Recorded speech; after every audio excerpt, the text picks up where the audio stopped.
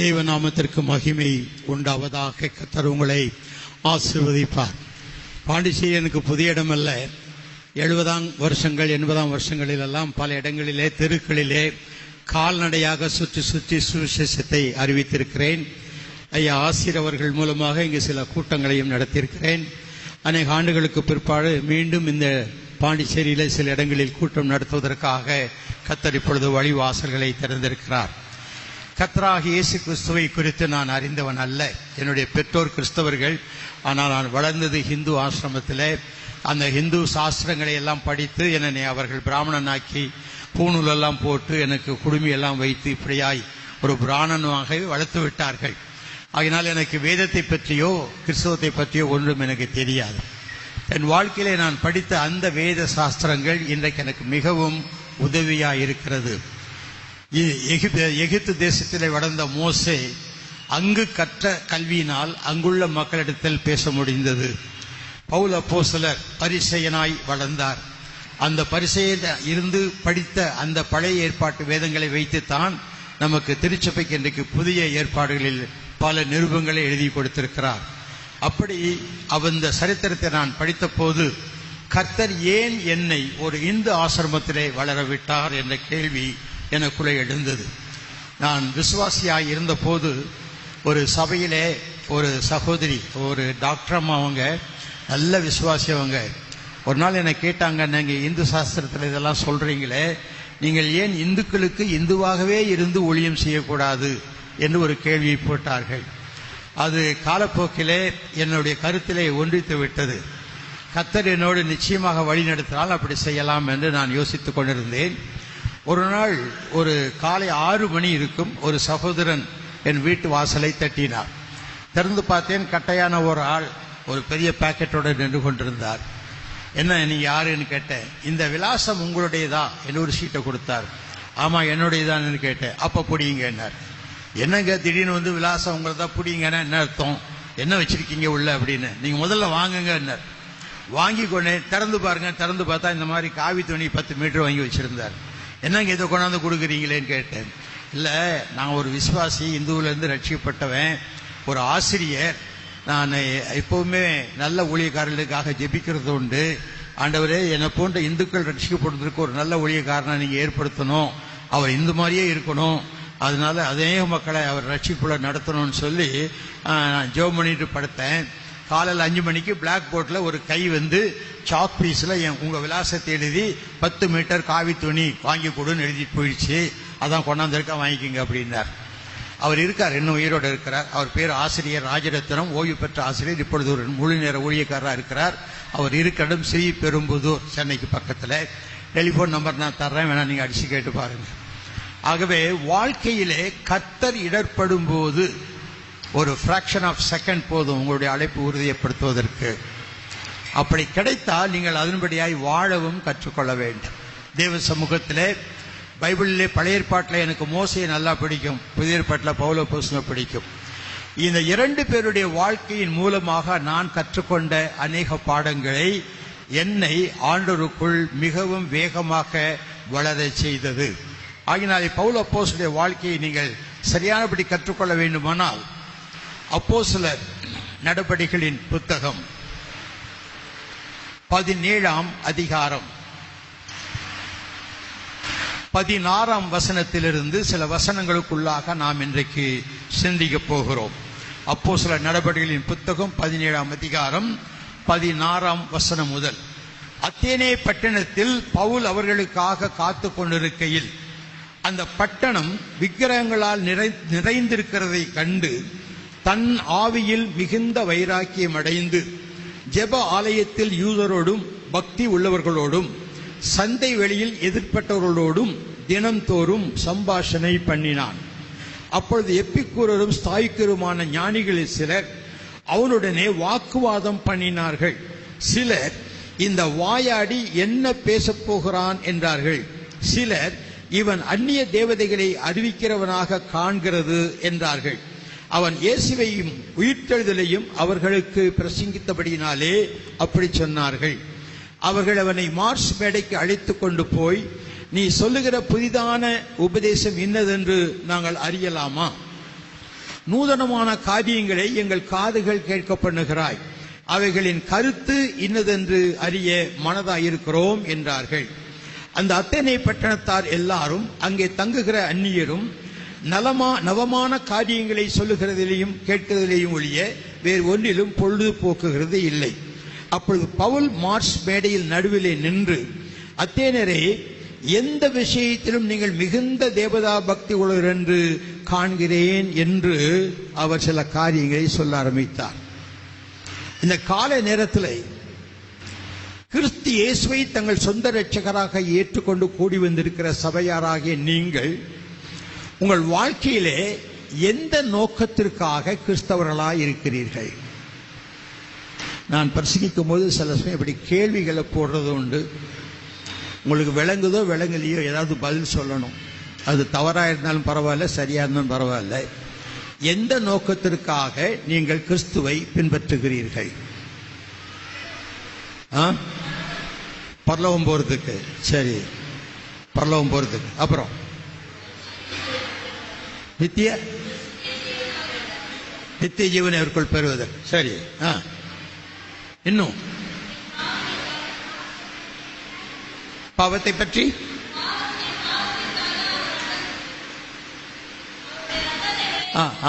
சரி, அப்புறம்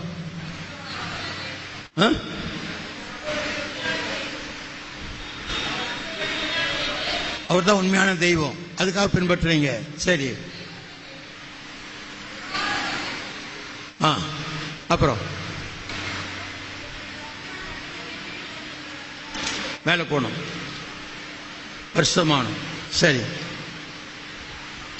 ஒரு சரியான குறிக்கோளோட சொல்லுங்களேன்.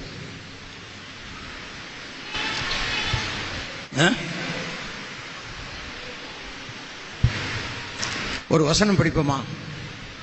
பிலிப்பியர் 3ஆம் அதிகாரம் 12ஆம் வசனம்.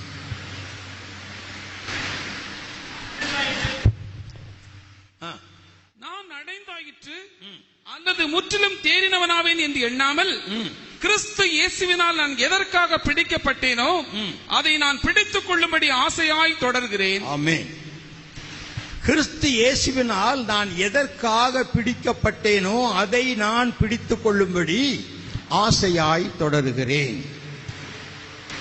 எதற்காக பிடிக்கப்பட்டேனோ அதை நான் பிடித்துக் கொள்ளும்படி என்று பவுல் சொல்லுகிறாரே, அதை என்றால் எதை? சொல்லுங்க.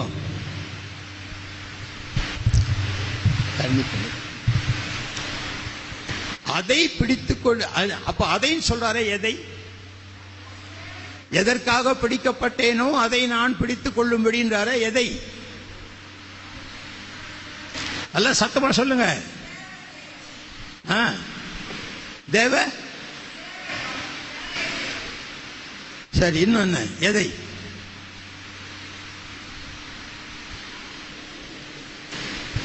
கேள்விக்கு பதில் தெரியாமையே நீங்க பிரசங்கம் கேட்டுட்டு போறதுனால தான் இந்த மௌனம், இல்லையா? ஏதோ பாஸ்டர் ஒரு பிரசங்கம் பண்ணுவார், கேட்டுட்டு அல்லேலியா அவரே சொல்லுவார், ஒரு அல்லேலியா சொல்லுங்க அப்படின்னு எல்லாரும் சொல்லுவோம். கொஞ்சம் கை தட்டுங்கன்னா கை தட்டுவோம், நாமளா தட்ட மாட்டோம், நாமளா அல்லேலியும் சொல்ல மாட்டோம். அப்படி இந்த கிளிப்பிள்ளையை வளர்த்த மாதிரி வளர்த்து வச்சிருக்கிறோம் சபையை. அதனால பிரசங்கத்துல ஆரம்பம் முதல் கடைசி வரைக்கும் மளமளன்னு பிரசங்கித்து போறதுனால உங்களுக்குள் என்ன எண்ணம் ஓடுகிறது என்று தெரியாமலேயே நான் பிரசங்கிப்பது வீணான பிரசங்கம் என்று நான் கருதுகிறேன். ஆகவேதான் கேள்வி கேட்கிறேன். எதற்காக பிடிக்கப்பட்டேனோ அதை, எதை? அவருடைய விருப்பம் என்ன என்பதை அறிந்து அப்படின்னு அவங்க சொல்றாங்க. இன்னும் என்னது? அதைனா எதை? இங்கே இருக்குதுங்க அந்த பதில், அந்த வசனத்திலேயே பதில் இருக்குது. கொஞ்சம் நல்லா அதை தெளிவா பாருங்களேன். எதற்காக பிடிக்கப்பட்டேனோ அதை, எதை? எதை?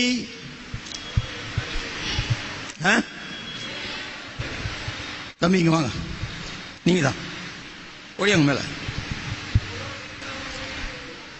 அப்படி வாங்க. இவர் இயேசு கிறிஸ்து நினைச்சுக்கோங்க, இவர் இயேசு கிறிஸ்து. நீங்க கையை கட்டாதீங்க. சரி, என் கை பிடிங்க, அந்த கையில் பிடிங்க, இப்படி. இப்ப இயேசு கிறிஸ்து என்ன பிடிக்கிறார்? இவர் பிடிச்ச உடனே நான் என்ன செய்யணும்? ஏங்க என்ன பிடிச்சிங்கன்னு கேட்கணும் இல்லையா? போலீஸ்கார உங்களை தெருவில் கைப்பிடிச்சா என்ன அர்த்தம்? 5 ஸ்டார் ஹோட்டல்ல சாப்பிடுறதுக்கா? எதுக்கு? தண்டிக்கிறதுக்கு, விசாரிக்கிறதுக்கு. வாரம் முதல் தேதி மனைவி புருஷன் கையை பிடிச்சா என்ன அர்த்தம்? வாங்கின சம்பளத்தை என் கையில கொடுத்துடுங்கன்னு அர்த்தம். இதை பிடிக்கிறதுக்கு ஒரு நோக்கம் இருக்கணும் இல்லையா? சும்மா பைத்தியக்கார மாதிரி பிடிக்க முடியாது.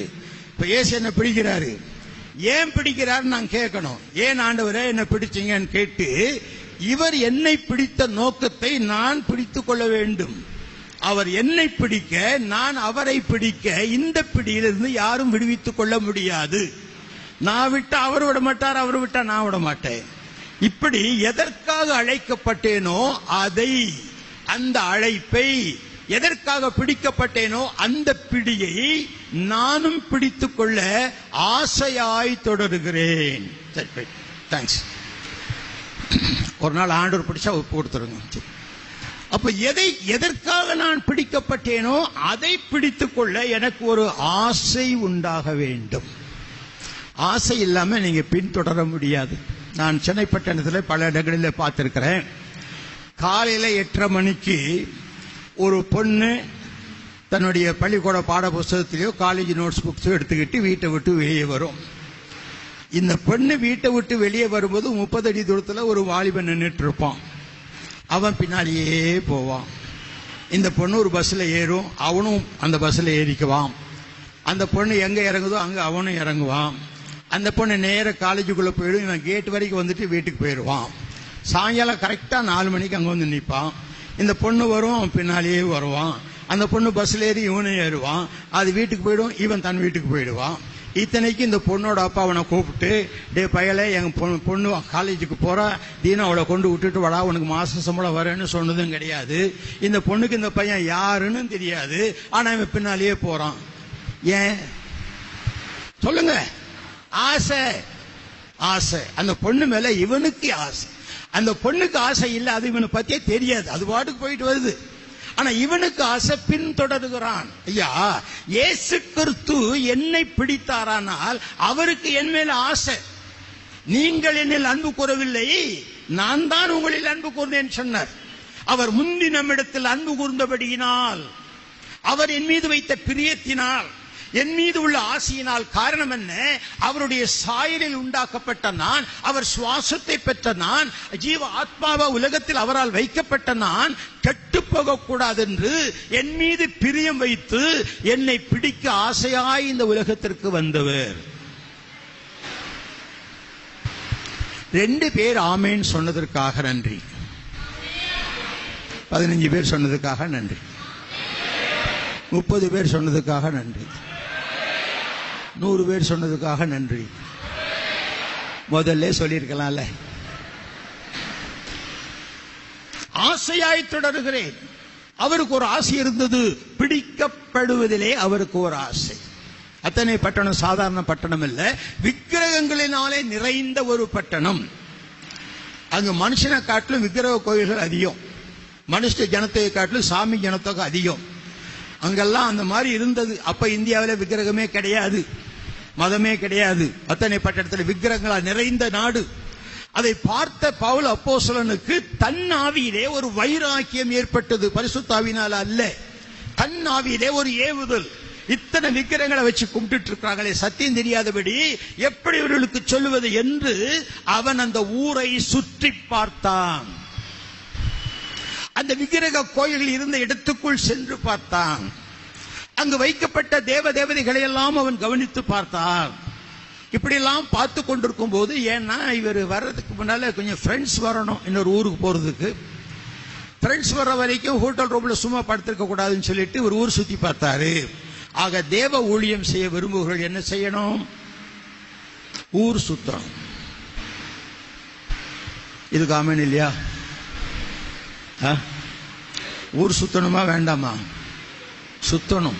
ஊழியம் செய்யணும்னா ஊர் சுத்தணும். வீட்டில் உட்காந்துக்கிட்டே ஜெபம் பண்றேன்னு சொல்லிட்டு சனிக்கிழமை ராத்திரி ஒரு பிரசங்கத்தை 5 மணி, ஞாயிற்றுக்கிழமை காலையில சொல்லிட்டு சாயங்காலம் ஊட்டிக்கு போய் படுத்துக்கிறது இல்லை ஊழியம். ஊர் சுத்தணும், ஜனங்களை சந்திக்க வேண்டும், கர்த்தராகிய இயேசு கிறிஸ்து வானத்துக்கு ஏறும்போது என்ன சொல்லிட்டு போனாரு? நீங்கள்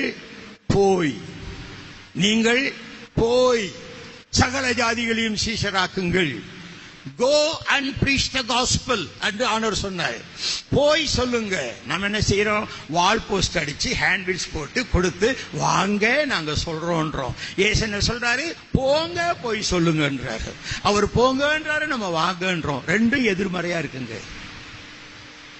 அவர் சொற்படி செய்யும் பெருங்காற்றேன்னு சங்கீதக்காரர் சொன்னான். இயற்கையெல்லாம் அவர் சொல்படி செய்யுது, நம்ம மட்டும் அவர் சொன்னதை செய்ய மாட்டோம். ஆனா கர்த்தாவே ஆத்மாக்களை தாரு. எப்படி தருவாரு? நீங்க போய் சந்திக்கணும். ஆத்மா ஆதாயம் செய்வது ஆண்டவருக்கு பிரியம். ஆத்மா ஆதாயம் செய்கிறவன் ஞானம் உள்ளவன். ஆத்மா ரட்சிப்பை சொல்லாவிட்டால் சபை ஒழிஞ்சு போகும், வல்லமை இருக்காது. சும்மா போயிட்டு வந்துட்டு இருப்போம், அவ்வளவுதான். ஆத்மாக்களை ஆதாயம் செய்ய வேணும். பவுல் அப்போஸ்தலன் ஊரை சுத்தி பார்த்தார், அவங்களுடைய விக்கிரகங்களை பார்த்தார், அதை கூர்ந்து கவனித்து பார்த்தார், போகிறவரோடு பேசினார், சம்பாஷணை பண்ணினார், பிரசங்கம் பண்ணினார். அப்படி இல்லை, சம்பாஷணை பண்ணார். சம்பாஷணை என்ன? எனக்கு எப்படி இருக்கிறீங்க? சுகந்தானா? ரொம்ப நாள் அவங்கள பார்க்கலையே. இதாங்க சம்பாஷணை. நான் காலையில் வாக்கிங் போவேன். அப்போ முன்னால் வர்றவங்க பார்த்து ஒரு புன் சிரிப்பு சிரிப்பேன், ஸ்மைல் பண்ணுவேன். ஸ்மைல் பண்ணுறதுக்கு எவ்வளவு செலவாகும் சொல்லுங்க? ஏங்க சொல்லுங்க, செலவு இல்லை தானே? ஏதாவது உடம்புல வேதனை இருக்கா? ஸ்மைல் பண்ண உடம்பு வேதனை இருக்குமா? இருக்காது. ஒன்றும் வேண்டாம், 2 வாய் இழுத்து ஈன போதான் தான் ஸ்மைல். ஈஸி, ரொம்ப சுலபம். முன்னால் வர ஆளை பார்த்து ஸ்மைல் பண்ணுங்க. அவர் சும்மா போக மாட்டார், அவர் ஒரு ஸ்மைல் பண்ணிட்டு போவார். முதல் நாள் பண்ணனா அடுத்த நாள் கண்டிப்பாக பண்ணுவார். ஒரு 4-5 நாள் தொடர்ந்து ஒரு ஆளை பார்த்து ஸ்மைல் பண்ணீங்கன்னா அப்புறம் நின்று நீங்கள் என்னங்க என்னை பார்த்து ஸ்மைல் பண்ணுறீங்களே, என்ன உங்களுக்கு தெரியுமான்னு கேட்பாரு. தெரிஞ்சுக்கலான்னு தான் ஸ்மைல் பண்ணுறேன்னு நம்ம சொல்லுவேன். அப்புறம் இப்படியே பழக்கம் ஆகும். 1 வாரம் ஆகும், 2 வாரம் ஆகும். அவங்க பார்க்கும்போதெல்லாம் கொஞ்சம் 2 வார்த்தை சொல்லிட்டு போயிடுவாரு. பிறகு ஒரு நாள் வீட்டுக்கு ஒரு நாள் வாங்கலேன், சவாசமா உட்காந்து பேசலாம் பாரு. அந்த பாயிண்ட்டுக்கு தான் நான் காத்திருக்கேன். என் வீட்டுக்கு வாங்க, make friendship in the very beginning so that you can preach the God directly into their heart. நிறைய பேர் என்ன செய்யறாங்கன்னா, தங்களுடைய காரியத்தை சுவிசேஷம் அறிவிக்கிறதுனா ஒரு துண்டு பிரதி கொடுக்கணும், ஒரு பைபிள் வாங்கி கொடுத்துடணும், இப்படிதான் நினைக்கிறாங்க. தயவு செய்து கிறிஸ்தவர் அல்லாதவர்களுக்கு பைபிள் வாங்கி கொடுக்காதீங்க. அவர்களுக்கு ஒண்ணுமே விளங்காது. ஏன்னா நமக்கே இன்னும் விளங்கல, அவங்களுக்கு எப்படி விளங்கும்? அவர்களுக்கு பைபிள் தேவையில்லை. அவர்கள் உள்ளத்தில் ஒரு சலனத்தை ஏற்படுத்தக்கூடிய கேள்விகளை போட்டுக் கொடுங்க. நான் அவர் வீட்டுக்கு போவேன், அங்க போய் அப்படியே பார்ப்பேன் வீட்டெல்லாம். அவர் இந்துவா இருந்தா சாமி படம்லாம் வச்சிருப்பாரு. அவர்கிட்ட கேட்பேன், இது என்ன சாமி, அது என்ன சாமி, அது என்ன சாமி, எல்லாம் அவர் சொல்லுவாரு. அதெல்லாம் சொல்லி முடிச்சோன்னு ஏங்க இத்தனை சாமி நமக்கு தேவையா அப்படின்னு. அப்புறம் அவரே சொல்ல, ஒரு சாமி தான் இருக்கிறாரு, ஆனா பல ரூபங்கள்ல பார்க்கிறோம் அப்படிம்பார். பல ரூபங்களை பார்ப்போம். அப்படிங்களா? ஒரு தெய்வத்தை எப்படிங்க பல ரூபத்தில் பார்க்கறது? எல்லாம் ஒண்ணுதாங்க அப்படின்னு. எல்லாம் ஒண்ணுதான். நான் கேட்பேன், இது எத்தனை விரலுங்க? எத்தனை விரல்? 5 விரல். இது இது இது இது ஒண்ணுதானே? ஒண்ணு. எல்லாம் ஒண்ணா? ஒண்ணு ஒண்ணா? எல்லாம் ஒண்ணா? எல்லாம் காட்டினா 5ங்க, இதுல 2 மடக்குனா 3. ஒண்ணு தான் ஒண்ணு. எல்லா சாமியும் ஒண்ணு இல்ல, ஒரே ஒரு தெய்வம் தான் உண்டு. அந்த ஒரு தெய்வத்தை நீங்கள் வேறு ரூபங்களில் பார்க்கிறேன் என்று சொல்லுகிறீங்களே, அப்போ பைபிளுக்கு நான் போக மாட்டேன். எடுத்த உடனே பைபிள்ல சொல்ல மாட்டேன். பொன் ஒன்று பணதி பல பல என்று சொல்லுகிறவர்களே, பொதுமகளை குலமகளுக்கு ஒப்பிடப்போமோ? தம் மன்னவர்தம் இருக்கும் அரசாட்சிதனில் மதியிலார் தம்மை வைத்து வணங்குவாரோ? இதெல்லாம் அவங்க பாட்டு, ஹிந்து புலவர்கள் பாடின பாட்டு.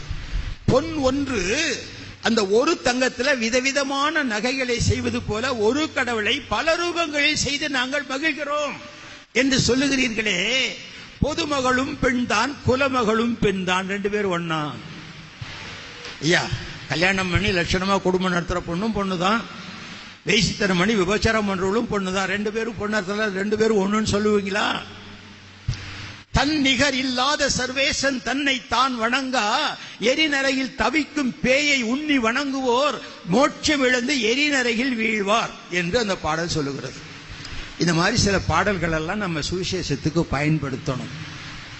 நம்ம பைபிளையே வச்சுட்டு சொல்லக்கூடாது. பவுல் அப்போஸ்தலன் அந்த அத்தேனை பட்டணத்தில் முதலாவது விக்கிரகங்கள் இருக்கிறத பார்த்து எரிச்சல் அடைந்தார், வைராக்கியம் கொண்டார். அங்கு உள்ள மக்களோடு பேசினார், சம்பாஷணை பண்ணினார். அவங்க கூட நல்லா சம்பாஷணை பண்ணி அவங்களுக்கும் நல்ல ஒரு 2-3 நாள் பழக்கம் ஆயிடுச்சு. அப்போ ஒருத்தர் சொன்னார், ஏன் எங்ககிட்டே பேசுற, மேடையில் நின்று பேசிய அவங்க மேடையில கொண்டு போய் விட்டான்.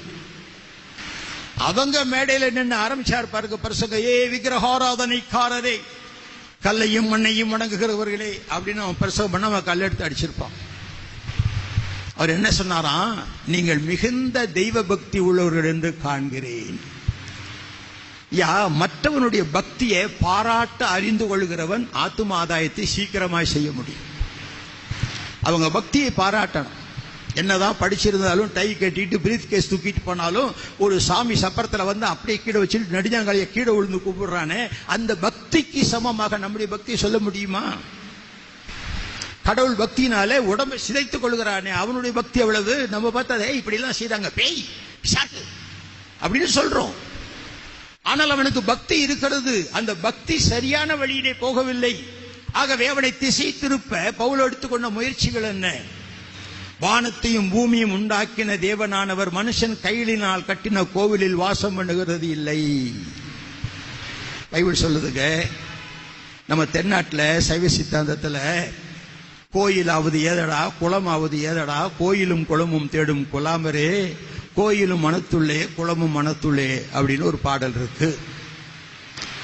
இன்னொரு பாட்டு உங்களுக்கு எல்லாருக்கும் கொஞ்சம் தெரியும். நட்ட கல்லை தெய்வம் என்று 4 புஷ்பம் சாத்தியே சுற்றி வந்து முனமுனென்று சொல்லும் மந்திரம் ஏதடா, நட்ட கல்லும் பேசுமோ, நாதன் உள்ளிருக்கையில் சுட்ட சட்டி சட்டுவம் கரிச்சுவை அறியுமோ.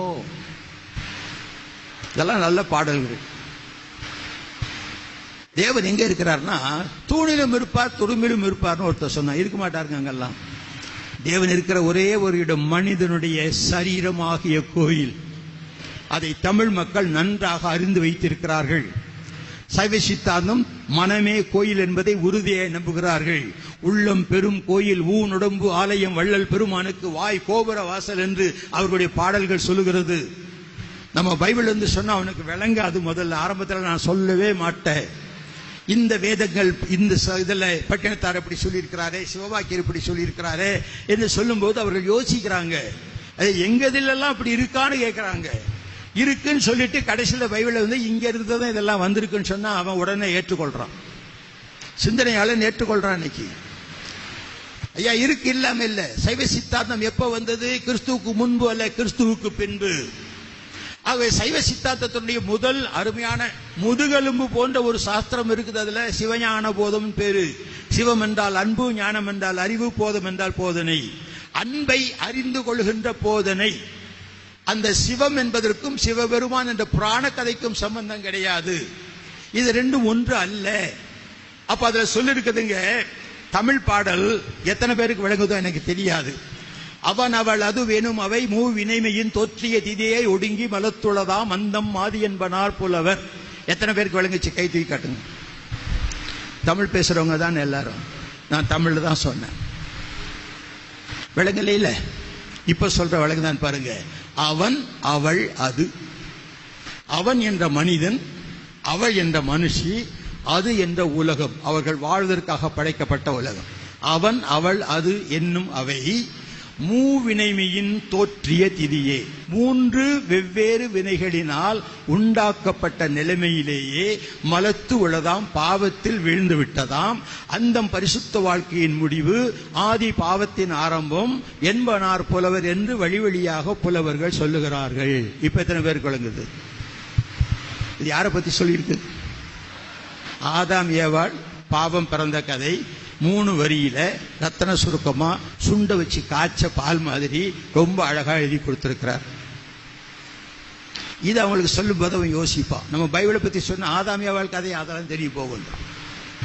ஐயா உங்கள் புலவர்களிலும் இப்படி சொல்லி இருக்கிறார்கள் தானே பவுல் சொல்றாரு அத்தனை பட்டணத்துல. என் பழைய ஏற்பாடு சொல்லுகிறதுன்னு அவர் சொல்லலையே. 28 வசனம் அப்போஸ்தலர் 17:28 வாசித்து பாருங்கள். இப்படியே ஏனெனில் அவருக்குள் நாம் பிழைக்கிறோம், அசைகிறோம், இருக்கிறோம். அப்படியே உங்கள் புலவர்களில் சிலர் நாம் அவருடைய சந்ததியார் என்று சொல்லி இருக்கிறார்கள். என்னுடைய பழைய ஏற்பாடு சொல்லுகிறதுன்னா போயா ஓவேதத்தை எடுத்துக்கிட்டு நீ போன்னு சொல்லியிருப்பான். உங்கள் புலவர்களும் நாம் அவருடைய சந்ததியார் என்று எழுதியிருக்கிறார்களே. அவன் சிந்திக்கிறான், நம்ம புலவர் கூட அப்படி சொன்னாங்களா? அவனுடைய உள்ளத்துக்குள் போவது எப்படி? சில நேரத்தில் மொழிகளை வைத்துக் கொண்டு நாம் தடுமாறுகிறோம். இப்ப நான் சில பேர் சொல்றேன், எந்த மார்க்கத்து சாமி நீங்க சொல்லுங்க, சரியா? இயேசு கிறிஸ்து எந்த மார்க்கத்து சாமி? யெகோவா இல்ல, இயேசு கிறிஸ்துவ கேட்கிறேன். புதிய ஏற்பாட்டு கால திருச்சபைக்கு அவர் தலைவர். சரி, யெகோவா யூத மார்க்கத்துக்கு. ஈஸ்வரன் சொல்லுங்க. பரமேஸ்வரன் சொல்ல மாட்டேங்கிறீங்களே. பரமேஸ்வரன் என்ன அர்த்தம் சொல்லுங்க? பரத்தில் இருக்கின்ற பெரிய ஆண்டவர், அதாவது பொருள். பரமேஸ்வரனோட நம்மளாம் இந்து கடவுள் சாமி பேருன்னு நினைக்கிறோம். இல்லையே, இந்துன்னு ஒரு மதமும் இல்லை, அதுக்கு ஒரு கடவுளும் இல்லை, அதுக்கு ஒரு சாமியும் இல்லை. இப்ப இந்து என்று சொல்வது நாட்டின் பெயர். பல விதமான கொள்கைகள் வரும்போது வெள்ளக்காரன் எல்லாத்துக்கும் சேர்த்து ஒரே பேரா இருக்கட்டும்னு இந்துயிசம் பேர் வச்சுட்டு போனான். இதுதான் உண்மை வரலாறு. தனியா ஒரு மதம் கிடையாது, அது பல மதங்களின் கூட்டி சேர்க்கை. அப்போ ஈஸ்வரன் என்பது சமஸ்கிருதம். ஹிந்தி பைபிள பாருங்க, ஆதிமே பரமேஸ்வர்னு ஆரம்பிக்குது. பரமேஸ்வரன் தான் உலகத்தெல்லாம் உண்டாக்குனார்னு எழுதியிருக்கு. அதை படிச்சுட்டா ஐயோ ஐயோ என்ன அநியாயம், பரமேஸ்வரன் போட்டிருக்க அப்படின்னு நீங்க சொல்லக்கூடாது. அல்லாஹ்னா எந்த மார்க்க தலைவர்? அல்லாஹ் முஸ்லிம். அல்லாஹ்னா முஸ்லிம். நான் சொல்றேன், அல்லாஹ்னா முஸ்லிம் கடவுள் கிடையாது. அரபு மொழியில அல்லாஹ்னா கர்த்தர்னு அர்த்தம். நீங்க அரபு கிறிஸ்தவர்களுடைய பைபிளை வாங்கி பாருங்க, ஆதி ஆமத்திலிருந்து வெளிப்படுத்தின வரைக்கும் எல்லாம் அல்லாஹ் அல்லாஹ் அல்லாஹ்னா போட்டு. அல்லாஹ்னா முஸ்லிம் கடவுள் இல்லை, அல்லாஹ்னா கடவுள், பொது பெயர். இந்த பைபிள்ல ஆண்டவருக்கு நிறைய காரண பெயர் இருக்கு. மற்ற மதங்களையும் காரண பெயர் தான். விஸ்வரூபா அப்படின்னு சொன்னாக்கா பெரிய உருவத்தை கொண்டவர். லெபனான் தேசத்துல நான் போய் பிரசவம் பண்ணும்போது, அது அரபு நாடு, அந்த அரபியர்கள் பாஷை தான் அங்க தாய்மொழி. நான் பேசும்போது இங்கிலீஷ்ல பேசுறேன், அவர் காட் இஸ் கிரேட் அப்படின்னு. என்னுடைய மொழிபெயர்ப்பாளர் அல்லாஹு அக்பர் அப்படின்னாரு. நான் திருப்பி பார்த்தேன், அவரை பார்த்துட்டு நாங்க அவர் காட் இஸ் கிரேட்னு, அவர் என்னை பார்த்து அல்லாஹு அக்பர் அப்படின்னாரு. கடைசியில் பார்த்தா என்னங்க சொல்றீங்கன்னு, நீங்க சொன்னதை நான் அரபு மொழியில டிரான்ஸ்லேட் பண்றேன். அப்போ அல்லாஹு அக்பர்னாலும் கர்த்தர் பெரியவனாலும் காட் இஸ் கிரேட்னாலும் யார சொல்லுது? ஒரே ஒரு கடவுளை சொல்லுது. அவர்கள் அறியாமல் தொழுது கொண்டிருக்கிறார்கள், நாங்களோ அறிந்திருக்கிறதை தொழுது கொள்கிறோம். ஏனென்றால் ரட்சிப்பு யூத மார்க்கத்தின் வழியாக வந்து இயேசு கிறிஸ்துல நிறைவேறுகிறது. அதாவது மொழிகளை வைத்துக் கொண்டு நம்ம தடுமாறக்கூடாது. ஒரு பாஸ்டர் சொன்னார் என்கிட்ட, நீங்க என்னங்க இந்து சாமி பேர்லாம் சொல்றீங்க, அந்நிய தேவர்களின் பெயர்களை வாய்நாள் உச்சரிக்க கூடாதுன்னு பைபிள்ல போட்டிருக்கேன் அப்படின்னாரு. நான் பார்த்து கேட்டேன், ஐயா அஸ்தரோத்துன்னு பைபிள்ல ஒரு கடவுள் பேர் போட்டிருக்கு, தியானால்னு ஒரு பெண் கடவுள் பேர் போட்டிருக்கு, நாகால்னு ஒண்ணு போட்டிருக்குது, இதெல்லாம் யார் பேர் அப்படின்னு. இப்ப பரிசுத்த ஆவியானவர் இந்த பெயர்ல உச்சரித்து தானே எழுதியிருக்கிறாரு. அதை நம்ம படிக்கும் போது அதெல்லாம் விட்டுட்டா படிக்கிறோம். தாகோன் உடன்படிக்கை பெட்டி, தாகோனுக்கு முன்பாக உடன்படிக்கிறது, உடன்படிக்கை பெட்டிக்கு முன்பாக தாகோன் விழுந்து கிடந்தது படிக்கிறோம். அதை படிக்கும் போது உடன்படிக்கை பெட்டிக்கு முன்பாக விழுந்து கிடந்தது நான் படிப்போம். தாகோன்னு சொல்லித்தான் படிப்போம். அது அந்நிய தேவன் பேர் இல்லையா? இப்படி சில குறைபாடுகளை சுட்டி பார்க்கிறோமே தவிர அந்த ஆத்மா ரட்சிக்கப்படுறதுக்கு என்னன்னு இன்னும் ஒரு வரைக்கும் நம்ம யோசித்து பார்க்கலையே. அப்பே பட்டணத்திலே ஆண்டவனுடைய தேவனுடைய ஊழியக்காரன் மனிதன் கைகளினாலே கட்டப்பட்ட இத்தனை கோயில்களிலும் அவர் வாசமாய் இருக்கிறது இல்லை.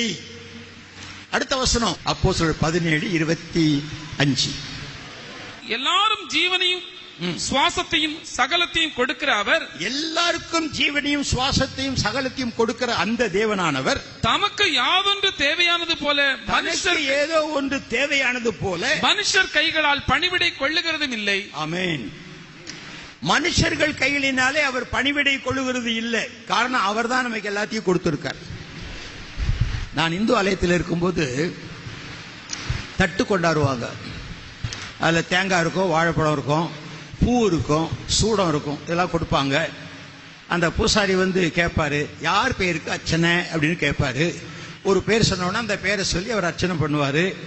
வரும்போது அவர் கொஞ்சம் எடுத்துக்கிட்டு பாக்கி இவங்களுக்கு கொடுப்பாரு. இது எதுக்கு கொடுக்கணும்? சாமி கேட்குதா? சாமிக்கு படைக்கிறேன்னு சொல்றாங்களா? அது சாமிக்கு படைக்கிறது இல்லை, தங்களை படைப்பதற்கு அடையாளம். சாஸ்திரப்படி தேங்காய் நாரால நிறைய நாறு இருக்கும் சுத்திலும். இந்த நாறு எப்போதுமே இடையூறு நமக்கு. நீங்க வீட்டில் கூட பார்த்தீங்கன்னா நாறுகளால நிறைய இடையூறு. நாத்த நாறு, கொழுந்த நாறு, மாமநாறு, இப்படி சில நாறுகள்லாம் வீட்டில் இருந்ததுன்னா கொஞ்சம் பிரச்சனை அதிகமாக இருக்கும். அதெல்லாம் பிச்சிடணும். நாரெல்லாம் பிச்சு போட்டுட்டு ஓடு ஸ்ட்ராங்காக இருக்கும். அந்த ஓடு கடினமான ஓடு இருதயம், அதை ஓங்கி அடிக்கணும், இருதயம் நொறுங்கணும். அது செதறும் போது அது உள்ள இருக்கிற தண்ணி வெளியே சிந்தும்.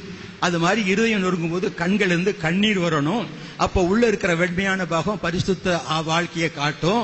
இதுக்கு அடையாளமா தான் தேங்காயை உடைக்கிறாங்க. இது அவங்களுக்கு நீங்க சொல்லிக் கொடுக்கணும். ஏன்னா அவங்களுக்கு தெரியாது.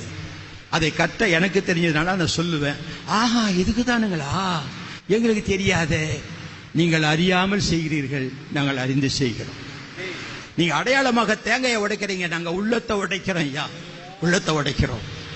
என் பாவத்துக்காக என்னை சுற்றி இருக்கிற நார்களை பிரித்தெறிந்து விட்டு அந்த கடினமான இருதயத்தை இயேசுவின் நாமத்தில் உடைத்து இந்த உள்ளத்தை வெள்ளையாக்கிக் கொள்ள கண்ணீர் சிந்தி. புஷ்பம் எதுக்கு? பூ எதுக்கு? தொட்டு பார்த்தா சாஃப்டா இருக்கும். நல்ல சாஃப்ட் நேச்சர் இருக்கணும். எரிச்சல் உள்ள ஆவி, கோவாவிலாம் இருக்கக்கூடாது. தொட்டாசு நீங்க ஆவி இருக்கக்கூடாது. சாஃப்ட் நேச்சர் இருக்கணும், மிருதுவா இருக்கணும். அதே சமயத்தில் அந்த பூ வாசனை வீசுது. நம்ம கிறிஸ்தவர்களுக்கு 2 வாசனை இருக்கு. சொல்லுங்க, என்னென்ன வாசனை? ஒரு பாட்டில 2 சென்ட் இருக்காதுங்க. ஆனா இந்த பாட்டில 2 சென்ட் வச்சிருக்கார். ஒன்று, ரட்சிக்கப்படுவர்களுக்குள்ளே ஜீவ வாசனையாகவும் கெட்டு பொருளுக்குள்ளே மரண வாசனையாகவும் நாம் இருக்கிறோம். கொரிந்தியர் எழுதியிருக்கு. அப்ப நான் ரட்சிக்கப்படுவர்களுக்கு ஜீவ வாசனை. நீங்க எங்கேயாவது ஒரு விசுவாசி வீட்டுக்கு போய் பாருங்க. வாங்க சிஸ்டர், வாங்க பிரதர், கர்த்தருடைய ஸ்தோத்திரம், இப்பதான் யாராவது வந்து ஜெபிக்க மாட்டாங்களான்னு நினைச்சிட்டு நீங்க வந்துட்டீங்க. ஜீவ வாசனை நானு. ஆனா ஒருத்தர்கிட்ட போகும்போது வந்துட்டாயா, கழுத்தறுப்பாயா, ஏசோ பத்தி சொல்லுவாயா, நம்ம மரண பயத்துல நடுங்கிறான் பாருங்க, அவனுக்கு நான் மரண வாசனை. இந்த வாசனையை அறிவிக்கிற மலர்களை அவருக்கு தூவி, இப்படிப்பட்ட வாசனை உடையவனாக என்னை மாற்றும் ஆண்டவரே. பழம் எதுக்கு? நான் கனி நிறைந்தவனாய் இருக்க வேண்டும், என்னை மற்றவர்கள் ருசிக்க வேண்டும். எதுக்கு? சூடம் கொளுத்தி வச்சா எரிஞ்சு ஒண்ணுமில்லாம போகும். அவர் பெருகவும் நான் சிறுகவும் வேண்டும். இது அடையாளம் தாங்க. அதை தட்டு கொண்டு போறாங்க. பழைய ஏற்பாட்டில் பார்த்தா லேவியராமத்தின் புத்தகத்திலே அந்த ஆராதனைக்குரிய தட்டுகளையும், அந்த தட்டு எதுக்கு கொண்டு போறாங்க? கிண்ணிகளையும்.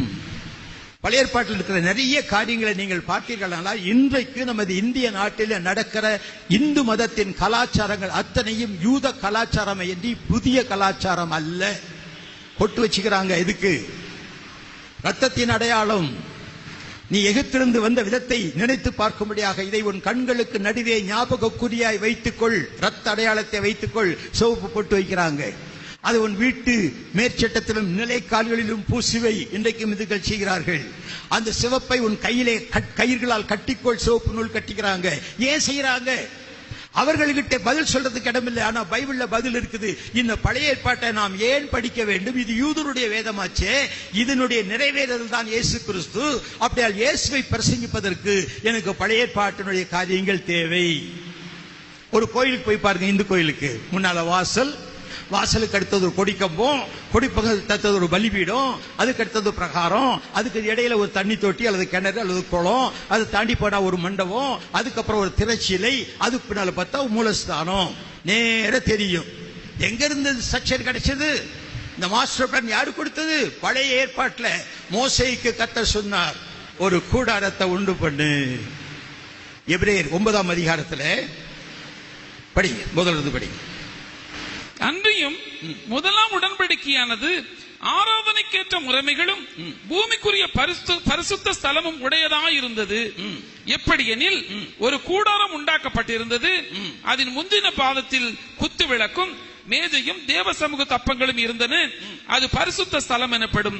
2ஆம் திரைக்குள்ளே மகா பரிசுத்த ஸ்தலம் எனப்பட்ட கூடாரம் இருந்தது. அதில் பொன்னார் செய்த தூப கலசமும் முழுவதும் பொற்தகடு பொதிந்திருக்கப்பட்ட உடன்படிக்கை பெட்டியும் இருந்தன. அந்த பெட்டியில் மன்னா வைக்கப்பட்டிருந்த பொற்பாத்திரமும் ஆரோனுடைய தளிர்த்த கோலும் உடன்படிக்கையின் கற்பலைகளும் இருந்தன. அதற்கு மேலே மகிமையுள்ள கேருபீன்கள் வைக்கப்பட்டு கிருபாசனத்தை நிலையிட்டிருந்தன. இவைகளை குறித்து விவரமாய் பேச இப்பொழுது சமயம் இல்லை. அப்ப எப்ப சமயம்? இப்போ சமயம் இல்லைன்னா எப்ப சமயம்? நல்லா ஆரம்பிச்சுட்டு அவர் பாட்டுக்கு அந்த இடத்துல விட்டுட்டு ஓடிட்டார். இப்போ சமயம் இல்லைன்னு. நல்ல வேலைக்கு ஆவியானவர் இருக்கிறார், நம்மளை போதித்து நடத்துகிறவர். இந்த ஆச்சரிப்பு கூடாரத்தினுடைய அமைப்பை பாருங்கள். 2 பிரகாரங்களாக பிரிக்கப்பட்டிருக்கிறது, முந்தின பாகம் பிந்தின பாகம் என்று. இந்த முந்தின பாகத்தில் என்ன இருக்கிறதா? 2ஆம் திரைக்குள்ளே மகா பரிசுத்த ஸ்தலம் எனப்பட்ட கூடாரம் இருந்தது. முந்தின பாகத்திலே குத்துவிளக்கும் மேஜையும் தேவ சமூகத்து அப்பங்களும் இருந்தன. அது பரிசுத்த ஸ்தலம் எனப்படும். 2வது மகா பரிசுத்த ஸ்தலத்திலே பொன்னால் செய்த தூபகலசம் முழுவதும் பொத்தகடு பொதிக்கப்பட்ட உடன்படிக்கை பெட்டியும் இருந்தன. அந்த பெட்டியிலே மன்னா வைக்கப்பட்ட பொற்பாத்திரம் ஆரோனுடைய தளித்த கோலும் உடன்படிக்கையின் கற்பலைகளும் இருந்தன. இதுக்கு மேலே கருபின் இருந்தது, அதோட விட்டுட்டேன். இது 2ஐயும் தான் நான் முக்கியப்படுத்துறேன். நீங்க ஒரு இந்து தேவாலயத்துக்கு போங்க. அங்க போனீங்கன்னா முதல்ல ஒரு வாசல் இருக்கும். அந்த வாசல் தாண்டின உடனே கொடிமரம் என்று ஒரு கம்பத்தை நட்டி வச்சிருப்பாங்க. அதை சுத்தி பிராஸ் பிளேட் போட்டிருப்பாங்க.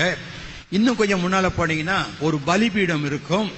அந்த பலிபீடத்தில் பலி செலுத்தப்படுகிற காளையின் உருவம் அங்க இருக்கும். அதுக்கும் அந்த பரிசுத்தலத்துக்கு இடையில ஒரு குளமோ தொட்டியில ஜலமோ இருக்கும், அது சுத்திகரிப்புக்காக. அந்த அங்க பிரகாரத்துக்கு போனீங்கன்னா வலது பக்கத்துல பிரசாதம் வச்சிருப்பாங்க, அதான் நம்ம தேவ சமூகத்து அப்போன்னு சொல்றோம். இடது பக்கத்துல குத்து விளக்கு இருக்கும். இதுக்கு அப்புறம் திரைச்சியில் இருக்கும். அதை தாண்டிட்டு உள்ள போனா அங்க அவங்க மூலஸ்தானம் மகாபரிசுத்த ஸ்தலம் என்று அழைக்கிறார்கள். இந்த அமைப்பை அப்படியே இன்றைக்கும் காணலாம். நான் சங்கராச்சாரியாரிடத்துல நம்ம கோயிலெல்லாம் இந்த அமைப்புல கட்டி இருக்குது, இதுக்கு நம்ம வேதத்துல ஏதாவது ஆதாரம் இருக்கான்னு கேட்ட அப்படி ஒண்ணு இல்லைன்ட்டு. எங்க ஆதாரம்? ஐயே இந்த அமைப்பை மிட் கட்டுறாங்க. ஏனென்றால் ரட்சிப்பு யூதர் வழியாய் வருகிறது. இந்திய நாட்டுக்கு இயேசு கிறிஸ்து பிறப்பதற்கு முன்பதாகவே அநேக யூதர்கள் கடந்து வந்திருக்கிறார்கள். அதற்கு நமக்கு நல்ல ஹிஸ்டாரிக்கல் எவிடன்சஸ் நிறைய இருக்குது. எல்லாம் யூத கலப்பு. இந்த மேற்கு இந்திய பாகம் முழுவதும் யூத கலப்பு, பாரசீக கலப்பு, ஹூனர்கள், குஷானர்கள், பெர்ஷியர்கள் இவர்களெல்லாம் கடந்து வந்த போது இந்த வட மேற்கு கரையோரம் உள்ள மக்கள், இந்திய மக்கள், திராவிட மக்கள் அவரோடு கலப்பு ஆகிவிட்டார்கள். யூதர்களுடைய தேவாலயத்தின் அமைப்பில் தான் இன்றைக்கும் அவர்களுக்கு ஆலயம் கட்டப்படுகிறது. இப்போ இந்த ஆலயம் யாரை குறிக்கிறது? கற்பனை பண்ணி பாருங்க. ஒரு ஸ்கெட்ச் மனசுல போட்டுக்கோங்க. மகா பரிசுத்த ஸ்தலம், அதுக்குள்ள ஒரு உடன்படிக்கை பெட்டி, அதுக்குள்ள 3 காரியம் இருக்கு. என்னது 3 காரியம்? என்னது? மன்னா வைக்கப்பட்ட பொற்பாத்திரம், ஆரோனுடைய தளித்த கோல், இன்னொன்னு கற்பலகை. 3 அந்த உடன்படிக்கை பெட்டியில் இருக்கு. இப்ப இதை மட்டும் சொல்லுங்க, நமக்கும் தேவனுக்கும் உடன்படிக்கையாய் இருக்கிறவர் யார்? இயேசு கிறிஸ்து. அப்ப உடன்படிக்கை பெட்டி யாரை குறிக்கிறது? இயேசுவை. உடன்படிக்கை பெட்டிக்கு உள்ள இருக்குது மன்னா. நமக்கு யாரு மன்னா? மோசே உங்களுக்கு போஜனத்தை கொடுக்க, மன்னாவை கொடுக்கவில்லை, நான் கொடுத்தேன்றார். அது யாரு? அவருடைய சரீரம். அப்ப இயேசுதான் நம்முடைய போஜனம், அவர் தான் நமக்கு மன்னா. இயேசுதான் மன்னா. சரி, அடுத்தது கற்பலகைகள். வார்த்தை. யார் வார்த்தை? இயேசுதான் வார்த்தை. ஆரோனுடைய தளித்த கோல், காஞ்சி போன கட்ட துளிர் விட்டதான், அது யாரை குறிக்குது? மரித்த இயேசு இன்றைக்கும் உயிரோடு இருக்கிறார். அவர் தான் துளித்த கோல். செத்து போனவர் உயிர் தெழுந்தார். இன்னைக்கு சில பேர் இயேசு உயிர் தெழல, அவர் சாகவே இல்லைன்னு சொல்லிட்டு இருக்கிறாங்க. அது வாக்குவாதம் பண்ணுகிற பிரச்சனை. ஒருத்தர் சொன்னாராம், இதெல்லாம் நீங்க எனக்கு பதில் சொன்னா நான் கிறிஸ்தவன் ஆயிடுறேன்னாராம். அப்படி நீ ஆக வேண்டாம்னு சொன்ன. எங்க ஆண்டவர் அப்படி அது எதிர்பார்க்கல. நீ விசுவாசித்தான் ஏற்றுக்கொள்வாரு, உன் கேள்விக்கு பதில் சொல்ல வேண்டிய கடமை எனக்கு இல்லை அப்படின்னு. நீ குதர்க்கமா கேட்ப, நக்கலா கேட்ப, அதுக்கெல்லாம் நான் பதில் சொல்லிட்டு இருக்கணுமா? விசுவாசிக்கிறவனுக்கு தான் அவர் வெளிப்பாடே கொடுக்கிறார். அது இது நம்முடைய காரியம் அல்ல. அப்படிப்பட்ட சில மக்கள் உண்டு, இன்றைக்கு உண்டு. அப்ப அவர் தளித்த கோல், உயிர் மரித்த இயேசு உயிர் தெழுந்தார். சரி, அதை விட்டு வந்தா திரைச்சீலை. அப்ப நமக்காக கிழிக்கப்பட்ட திரைச்சீலை யாரு? இயேசு. திரைச்சீலும் இயேசுதான். அதுக்கு பேர் இந்த முற்பகுதி பார்க்கிறோம், முதலாம் அந்த அந்த பிரகாரத்தை பார்க்கிறோம். அது ஒரு பக்கத்துல சமூகத்து அப்பம், நமக்காக அப்பமாக மாறினவர் யாரு? நானே ஜீவாப்பம்னு சொன்னவர் யாரு? இயேசு கிறிஸ்து. குத்துவிளக்கு ஒளி தருகிறது, நான் உலகத்துக்கு ஒளியா இருக்கிறேன்னு சொன்னவர் யாரு? இயேசு கிறிஸ்து. கீழே இறங்கி வந்தா நம்மை சுத்திகரிக்கும் தண்ணீராய் இருக்கிறவர் யாரு? இயேசு கிறிஸ்து. வசனமாகிய தண்ணீரினால் நாம் சுத்திகரிக்கப்படுகிறோம். அதுக்கு கீழே வந்தா அங்க ஒரு பலிபீடம், நமக்காக பலிபீடத்தில் மரித்தவர் யாரு? இயேசு கிறிஸ்து. ஒரு கொடிமரம் இருக்குது, அந்த கொடிக்கம்பத்திலே கட்டப்பட்டவர் யாரு? 118 சங்கீதம் 27 வசனத்துல பண்டிகை பலியை கொண்டு வந்து மரக்கொம்பிலே கட்டுங்கள். சமஸ்கிருத வேதம் சொல்லுகிறது, never இம்மோலஸ்ட் an animal before tying to the post. அந்த கம்பத்திலே கட்டாமல் ஒரு மிருகத்தையும் பலி செலுத்தக்கூடாது. அப்ப நமக்காக அந்த கொம்பிலே கட்டப்பட்ட ஒரு பலி கொம்பிலே கட்டப்பட்ட கர்த்தராகிய இயேசு கிறிஸ்து. அதை தாண்டி வந்தா வாசல். நானே வாசல்னு சொன்னவர் யாரு? ஐயா, தேவாலயத்தினுடைய ஒவ்வொரு அங்கமும் கர்த்தராகிய இயேசு கிறிஸ்து.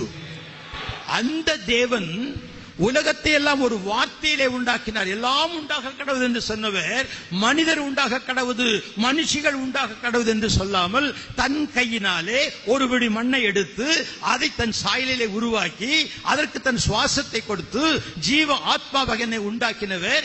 என்னுடைய சுவாசத்தை பெற்ற இந்த மனுகுலம், என்னுடைய ரூபத்தை பெற்றிருக்கிற மனுகுலம் கெட்டு போகக்கூடாது என்பதற்காக அவரும் தன்னுடைய மாம்ச சாயலில் நம்மை போல வந்து தன்னுடைய மாம்சத்தை ஆக்கினைக்குள்ளாக தீர்த்து தன் ஆத்மாவை மரணத்தில் ஊற்றி தன் ஆவியை பிதாவுக்கு ஒப்பு கொடுத்து என் ஆவி ஆத்மா சரீரத்துக்காக தன்னை முற்றிலும் அர்ப்பணித்தாரே, அந்த இயேசு கிறிஸ்து தான் ஒரே மெய்யான தேவன், வேறு ஒருவராகிலும் இல்லை. இப்படி பழைய ஏற்பாட்டு காரியங்களை இந்தியாவில் உள்ள இந்து மக்கள் நினைக்கிற சாஸ்திர வேதங்களிலும் பொதிந்து கிடக்கிற உண்மைகளை சேர்த்தால் அநேக பேர் கிறிஸ்துவை ஏற்றுக்கொள்வார்கள். நான் பேசிக்கிட்டே இருப்பேன், நான் வாயாடி. அன்னைக்கு ஆட ஆரம்பிச்ச வாய் இன்னும் நிற்கவே இல்லை, ஆடிக்கிட்டே இருக்குது. ஏன்னா பவுல் அப்போஸ்தலனுக்கு ஜனங்கள் வச்ச பேர் என்ன? வாயாடி. ஊழியக்காரனுக்கு என்ன இருக்கணும்? வாயாடுற சக்தி இருக்கணும். நல்லா வாயாடுங்க. சாப்பிட்றதுல இல்லை, வாயாடினா சில மென்னுக்கிட்டே இருப்பாங்க, அந்த இது இல்லை. சில கம்மு மென்னுக்கிட்டு இருப்பாங்க.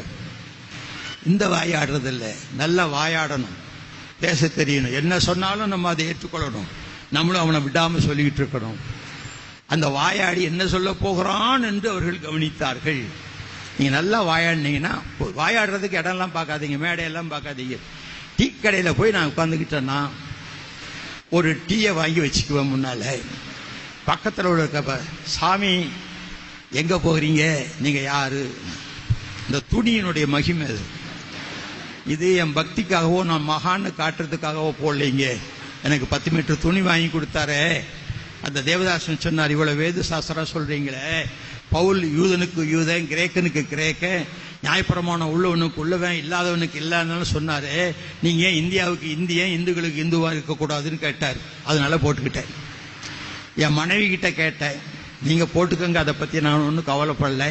ஆனா கடத்தருக்குள்ள போனா நீங்க முன்னால போக, நான் பின்னால வராம. ஏன்னா சாமியார் போட்டாட்டியே சொல்லிவிடுவாங்களாம். அது எங்க பிள்ளைங்க ஸ்கூல் படிக்கும்போது பேரண்ட்ஸ் மீட்டிங்க்கு அப்பா வேண்டாம் அம்மா மட்டும் வாங்கன்னுவாங்க. என்ன சாமியார் பிள்ளைன்னு சொல்லிவிடுவாங்க. என் பிள்ளைங்களுக்கு இஷ்டம் இல்லை, என் மனைவிக்கு இஷ்டம் இல்லை, எனக்கும் இஷ்டம் இல்லை. ஆனால் அதை போட்டிருக்கேன். ஏன்? இதை பார்த்து ஒருத்தன் மாட்டிக்கிறான். சாமி யாரு?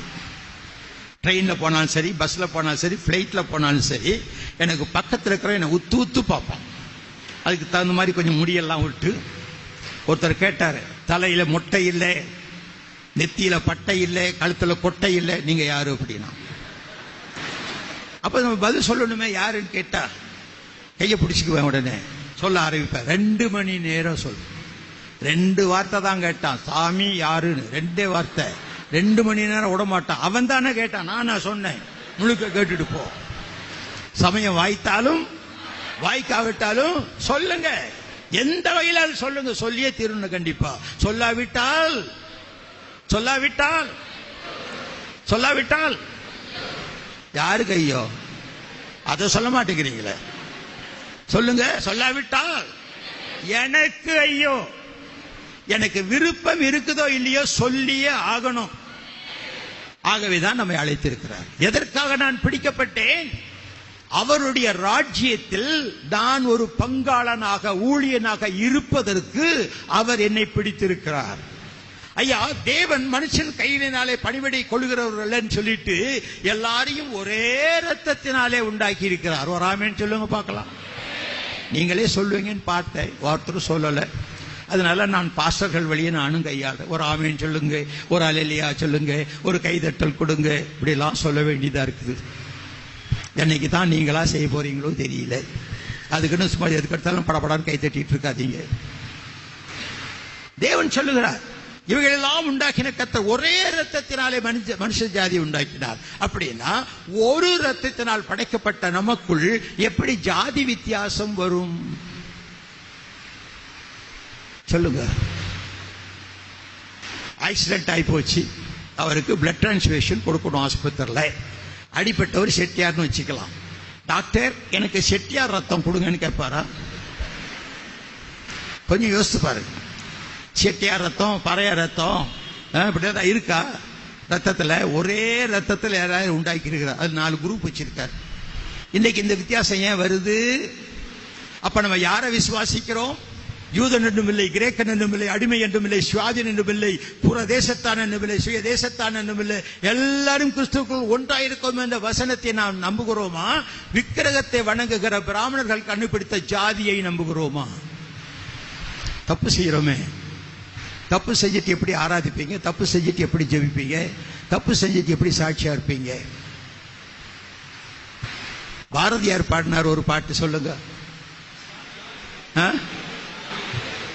பாரதியார் செஞ்ச பாட்டு, ஓடி விளையாடு பாப்பா. பாப்பா விளையாடத்தான் செய்யணும். ஓடாம இருந்ததுன்னா அதுக்கு நோயின்னு அர்த்தம். ஓடி விளையாடணும், ஓய்ந்திருக்க கூடாது, தொடர்ந்து ஏதாவது செஞ்சிட்டு இருக்கணும், கூடி விளையாடணும். என் பிள்ளைய நீ அடிச்சு, ஓம் பிள்ளைய என் பிள்ளை அடிச்சு நம்ம சண்டை போட்டுருப்போம். அது 2 திருப்பி சேர்த்து விளையாண்டுகிட்டு இருக்கோம். அது பிள்ளை. அது அந்த பாப்பாக்கு சொல்றாரு, ஜாதிகள் இல்லையடி பாப்பா, குலத்தாட்சி சொல்வது பாவம்னு சொன்னாரு. ஒரு இந்து மனுஷன் பாடி வச்சிருக்காதியா, பராமரர் பாடி இருக்கிறார். ஆனா கிறிஸ்தவத்தில் இத்தனை ஜாதியும் ஜாதி வித்தியாசங்களும் போதகர்களுக்குள்ளும் மிஷனரிகளுக்குள்ளும் இருக்குதே. காரணம் என்ன? அப்ப நம்ம எப்படி கிறிஸ்துவ பண்பாட்டுக்கு உடையவர்கள் ஆகியிருப்போம்? இதெல்லாம் சிந்திச்சு பாருங்க. ஒரே ரத்தத்தினால் உண்டாக்கினவர், சகலவற்றையும் உண்டாக்கினவர். மனுஷனை மாத்திரம் ஒரே ரத்தத்தினால் உலகமெங்கிலும் உள்ள மனுஷர்கள் ஒரு ஆதாம் ஒரு ஏவாழ்ந்து தோன்றியவர்கள். ஆகினால் அவர்களுக்குள்ள ஜாதி இல்லை. இதெல்லாம் அவர் விவரிச்சு கொண்டு வர்றார் இந்த 17 அதிகாரத்தில் சொல்லி. இப்படி நாம் எல்லாரும் அவருடைய ஜனங்கள் என்று உங்கள் புலவர்கள் சொல்லி இருக்கிறார்கள். இப்ப எதற்காக என்னை பிடித்தார்? பவுல் எதற்காக பிடிக்கப்பட்டார்? எதற்காக பிடிக்கப்பட்டேனோ அதை அனனியாவிட்ட சொல்றாரு. நான் எதற்காக பவுலை பிடித்த தெரியுமா? அனனியாவே, அவன் யூதருக்கும் புறஜாதிகளுக்கும் புறஜாதியுடைய ராஜாக்களுக்கும் என்னுடைய வார்த்தைகளை கொண்டு சொல்ல வேண்டும். எதற்காக பிடித்தார்? உங்களை எதுக்காக பிடிச்சிருக்கார்? மோசே எதுக்காக பிடிச்சார்? அடிமைத்தட வீடாகிய எகிப்திலிருந்து ஜனங்களை கொண்டு வருவதற்கு. உங்களை ஏன் பிடிச்சார்? பாவத்துக்கு அடிமையாய் கிடக்கிற மக்களை கொண்டு வருவதற்கு. தாவீதை ஏன் பிடிச்சாரு? அவன் பாட்டுக்கு ஆடு மேய்ச்சிக்கிட்டு இருந்தான், அவனை போய் பிடிச்சிட்டு வந்தார். தாவீது ஆடு மேய்ச்சிக்கிட்டு இருந்தான், என் வேலையை ஆடு மேய்க்கிற வேலை தான். அவங்க அப்பா ஈசாய் ஒரு நாள் ஒரு செய்தி பெற்றார். மோசேக்கு சொன்னது, சாமுவேல் சொல்ல, சாமுவேல் இந்த இவனை ராஜா வாக்கிறது எனக்கு சவுல ராஜாவுக்கு ரொம்ப வருத்தமா இருக்கு. நீ ஈசாயின் குடும்பத்தாரில் ஒருவனை ராஜாவாக அபிஷேகம் பண்ணிட்டார். யாருன்னு சொல்லல. முதல் பையனா, 2வது பையனா, 3வது பையனா, 8 பையங்க. யாரு ராஜா சொல்லல. இவரும் சொல்லல, அவர் யாருன்னு கேட்கல. அவர் பாட்டு சொல்லி அனுப்பிச்சிட்டார். நாளைக்கு கொம்புல தைலம் எடுத்துட்டு வர்றேன், பெரிய பந்தியெல்லாம் ஆயத்த பண்ணு, எல்லாம் பலியெல்லாம் செலுத்தின பிறகு உன் குடும்பத்தில் ஒரு பிள்ளைய ராஜாவாக போறேன்னு. ஈசாய்க்கு ரொம்ப சந்தோஷம். அடாடாடாடா, நம்ம பையன் ஒருத்தா ராஜாவாக போறே, மூத்த மகனே வாடா இங்க. நீ தாண்டா குல கொழுந்து முதலாவது பிறந்த பிள்ளை, நீ தாண்டா ராஜாவா இருப்ப. என்னடா இப்படி நீக்கிற? ராஜா நட நடந்து பழகுடா. அவன் ராஜா நடந்து ட்ரைனிங் எடுத்துக்கிட்டு இருக்கிறான். அடுத்த பையனை கூட்டாடே, 2வது பையங்க வாடா, ஒருவேளை அவங்க அண்ணனுக்கு சான்ஸ் போச்சுன்னா நீ தாண்டா. அது என்னடா இப்படி பாக்குற? ராஜ பார்வை பாடுறா. அவன் கண்ணாடி வச்சுக்கிட்டு ராஜ பார்வை எப்படி பார்க்கறது முடிச்சுக்கிட்டு இருக்கிறான். இப்படி ஒவ்வொருத்தருக்கும் சொல்லி வச்சுட்டாரு. தாவீது காலையில் ஆடு மேய்க்க போனவர் சாயங்காலம் வந்தா ஒரே பாத்தியா இருக்குது, டான்ஸ் மியூசிக் எல்லாம் நடக்குது. என்னடா கூட்டம் பா, என்னப்பா விசேஷம்? என்ன விசேஷம்? கல்யாணமா? டேய் ஆடு மேய்க்கிற பயலுக்கு ஏண்டா இதுல போடா, ஆட்டை எண்ணி ஒழுங்கா கட்டிட்டு போய் படுத்து போ. அண்ணங்கிட்ட ஓடுறான், அண்ணே என்னென்ன விசேஷம்? ஏய் படா, நான் ராஜ நடந்து பழகிட்டு இருக்கிறேன், வந்து தொந்தரவு பண்ணிட்டு இருக்கிறேன் போ. இன்னொரு அண்ணங்கிட்ட ஓடணும், அவன் முழிச்ச முடிய பார்த்து பயந்து ஓடி அந்த 3வது அண்ணன் 4வது அண்ணன் கடைசி அண்ணங்கிட்ட போ. என்னடா சொல்றா நீ, எனக்கு 1 வயசு தாண்டா மூத்தவன் சொல்றா. அது சாமியல் தீர்க்கதரிசி நம்ம வீட்டுக்கு வராராம், கொம்புல தைலம் கொண்டு வருவாராம், அது யார் தலையில ஊத்துறாரோ அவன் அப்படி வாங்கின்னு ராஜா ஆயிடுவானா. அதுக்கப்புறம் என்னன்னா செய்யறாங்களே சாப்பாடெல்லாம் சாப்பிட வேண்டியதான். அப்படியா, சாப்பாடு சாப்பிடணுமா, ரைட். எல்லாம் சின்ன பிள்ளைங்களுக்கெல்லாம் எல்லாரும் போல பந்தியில உட்காந்து சாப்பிடணும்னு ரொம்ப ஆசை இருக்கும் தெரியுமா. நானும் பந்தியில உட்காருவேன், எனக்கு பெரிய வாழையில போடு, நம்ம உனக்கு சின்ன பையன் போடு. அவன் கேட்க மாட்டான், எனக்கு போடு. உங்க வீட்டுல 1/2 இட்லி அவனுக்கு ஊட்ட முடியாதவங்களால பந்தியில விட்டு பாருங்க, 5 இட்லி முழுங்குவான் அவன். பந்தியில உட்கார்ந்தவே சின்ன பசங்களுக்கு வயிறு அப்படியே விரிஞ்சிடும் தெரியுமா உங்களுக்கு. தாவீதுக்கு அந்த ஆசை, கடைசி பையே பந்தியில உட்கார்ந்து சாப்பிடணும். சரி, பொழுது விடிஞ்சது, நேரா பாட்ட போனோம், அப்பா இன்னைக்கு ஆடு மேய்க்கிறதுக்கு லீவ் விட்டுட்டுமான்னு கேட்டான். ஏய் போடா, ஏண்டா நீ தொந்தரவு பண்ற, ஓ வேலை ஆடு மேய்க்கிற, சின்ன பையன் போடா வெளியே. நம்ம கூட வீட்டுல குடும்ப காரியம் பேசும்போது சின்ன பையன் வந்து என்னன்னா போ வெளியே போய் விளையாடுப்போ, பெரியவங்க பேசுறப்போன்னு சொல்றது இல்லையா, அது மாதிரி அனுப்பிச்சு விட்டான். தாவீதுக்கு எவ்வளவு கவலையா இருக்கும். வனாந்தரத்துல போய் ஆட்டெல்லாம் விட்டு பாட்டுட்டு அங்க எதையே ஞாபகம் வச்சுக்கிட்டு இருக்கிறான், யாரோ ஓட்டம் அப்படி ராஜா ஆயிடுவானாமே, அந்த காட்சி பார்க்க முடியலையே, சாப்பாடு விட்டுட்டோமே, என்னடா வாழ்க்கை இது. அப்பன் கவனிக்கல, அண்ணன் கவனிக்கல, ஒருத்தன் கவனிக்க மாட்டாங்க. அவன் ரொம்ப சலிப்பா போச்சு, கையை உதறனாம் பாருங்க. அவன் தோல்ல தொங்குன கீத வாக்கியத்துல டொங்கன்னு சத்தம் கேட்டது. எடுத்தாங்க, இல்ல போடுவோம், டொங்க கிட்டார் அடிக்க ஆரம்பிச்சுட்டார். அடிச்சு பார்த்தாரு, அப்பா கவனிக்கல, அண்ணன் கவனிக்கல, கிடக்கிறானுங்க. கர்த்தர் என் மேய்ப்பராய் இருக்கிறார், நான் தாழ்ச்சி அடையேன் அப்படின்னு. யார் தலையிலேயே எண்ணெய் ஊத்தினா ராஜாயிடுவேன், அந்த எண்ணெய் கிடைக்குது. என் தலையை கர்த்தர் எண்ணெயால் அபிஷேகம் பண்ணுவார், என் பாத்திரம் நிரம்பி வெளியுதுனர். எல்லாரும் உட்கார்ந்து சாப்பிட வேணும் பந்தியில, எனக்காக கர்த்தர் ஒரு பந்தி ஆயத்தம் பண்ணுகிறார். இப்படி நான் கற்பனை பண்ணிக்கிறேன். இது பைபிள்ல இருக்கான்னு கேட்டுப்படாதீங்க, என்னுடைய சொந்த கற்பனை, நான் ரசிக்கிறேன். அந்த மாதிரி இந்த நிலையில தான் அவர் இந்த சங்கீதத்தை எழுதியிருப்பார்னு நினைக்கிறேன். நீங்க எப்படி நினைச்சிட்டாலும் பரவாயில்ல. இதை பார்த்து ஆண்டவர் அடாடாடாடா, இந்த ஆடு மேய்க்கிற பையன் என்னையே நம்பி இருக்கிறானே, என் மேய்ப்பர்னு சொல்றானே, என் தலையே என் கர்த்தர்னு சொல்றானே, எனக்காக அவர் பந்தின்னு சொல்றானே, என்னையே நம்பி இருக்கிறானே, விட்டுலாமா? நீங்க சங்கீதத்தை கொஞ்சி பாருங்க. கர்த்தர் என் கோட்டை, கர்த்தர் என் நம்பிக்கை, கர்த்தர் என் அரண், கர்த்தர் என் சங்கீதம், கர்த்தர் என் கேடகம், கர்த்தர் என் துருக்கம். எத்தனை முறை என் என் என் என்று கடவுளை தனக்கு சொந்தப்படுத்திக் கொண்ட ஒரு தாவீது. சிறு வாலிபன், ஆடு மேய்க்கிறவன், ஆண்டவர் கிரியேசி ஆரம்பிச்சிட்டார். ஈசாய் எங்கே உன் பிள்ளை, நம்பர் 1. சும்மா ராஜகம்பீரமா நடந்து வந்தார். அவர் நடந்து வர்ற அந்த நடைய பார்த்துட்டு சாமுவேல் தீர்க்கதரிசி, இவன் தான் ராஜா போல இருக்குது, நான் மாதிரி நடக்கிறான் தெரியுமா அப்படின்னு பாராட்ட. நம்ம கூட சில சமயத்துல பாஸ்டருக்கு முன்னால ஒழுங்கா நடந்துக்கிறது இல்லையா, அது மாதிரி நினைச்சுக்கோ. உன் நடைய பார்த்து பாஸ்டர் ஏமாந்துருவார் சில சமயத்துல. அந்த மாதிரி நட நம்ம வச்சிருக்கிறோம். கர்த்தர் பார்த்தாரு, சாமுவேலே நீ வெளியே பாக்கிறப்பா, நான் உள்ள பாக்கிறேன், இவனை போ சொல்லிட்டார். போடா அப்படின்ட்டார். ராஜா மாதிரி வந்தவன் கூஜா மாதிரி போயிட்டான் வெளியே. நம்பர் 2 திரு முழிச்சிட்டு வந்தான். மொழியே திருட்டு மொழியா இருக்குது. இவன் எங்க ராஜா, நீயும் போடான்ட்டார். 3வது வந்தான். உன் பேரு என்னன்னாரு, சம்மா அப்படின்னா, போடா சும்மா அப்படின்ட்டார். எல்லாம் ஒட்டணும். 7 போயிடுச்சு. உடனே ஈசாயை கூப்ப, ஈசா இங்க வா. இவ்வளவுதான் பிள்ளைங்களா? அந்த காலத்துல கேட்ட கேள்வி, இவ்வளவுதான் உனக்கு பிள்ளைங்களா? இன்னொருத்த இருக்கான், எங்க அவன்? ஆடு மேய்ச்சிக்கிட்டு இருக்கிறான். சாமுவேல் சொன்னாரு, ஆள் அனுப்பி அவனை இங்கே வரவழைச்சு கொடு, இல்லையானால் நான் பந்தியிலே இருக்க மாட்டேன். I will never sit. நான் உட்கார மாட்டேன்ட்டார், பந்தியில உட்கார மாட்டேன். ஆள் அனுப்பு. இந்த 7வது பையன் ஒரே ஓட்டம் ஓட்டா, டே தாவீது ஒரு சான்ஸ் ஓடியாடா அப்படின்னா. அப்பா கூப்பிடுறாரு, அவக்கு ஓட்டமா ஓடி வர்றான். எதுக்கு? யாரு ராஜாவானான்னு பார்க்கணும், சாப்பிடணும். இதுதான் அவனுடைய மைண்ட்ல இருக்குது. வேகமா ஓடியாந்தான். இவன் கிட்டத்துல வரும்போது கர்த்தர் சாமுவேலை பார்த்து சொன்னாரு, சாமுவேலே நீ எழுந்து இவனை அபிஷேகம் பண்ணு. அவன் வரும் வரையில நான் உட்கார மாட்டேன்னு சொன்னாரு. இவர் எப்ப உட்கார்ந்தாரு? இப்ப கர்த்தர் எழுந்து அபிஷேகம் பண்ணுங்கிறாரு. இவர் எப்ப உட்கார்ந்தாரு? கொஞ்சம் சிந்திங்க. நான் வர்ற வரைக்கும் உட்கார மாட்டேன்னு தானே சொன்னாரு. இப்ப எலும்புன்னு கர்த்தர் சொல்றாரு. எப்போ உட்கார்ந்தாரு? இந்த தாவீதை பார்த்துட்டு அவன் சிவந்த மேனியான். அப்போ உடம்பு முழுதும் தெரியுது. ஆடு மேய்க்கிறவனுக்கு என்ன ட்ரெஸ்? ஒரு கோமணம் கட்டிக்கிட்டு இருப்பான். அந்த காலத்துல ஜட்டி கூட கிடையாது. இந்த கோமணாண்டி பெயரையா ராஜாவாக்குறதுன்னு சோர்ந்து போய் உட்கார்ந்துட்டார். அப்போ சொன்னார், நீ இன்னும் மனுஷன் முகத்தை தான் பார்க்கற, உள்ளத்தை பார்க்க மாட்டேங்கிற. எந்திரி, இவன் தான் ராஜா. அபிஷேகம் பண்ண 3 முறை ராஜா அபிஷேகம் பெற்ற தாவீது.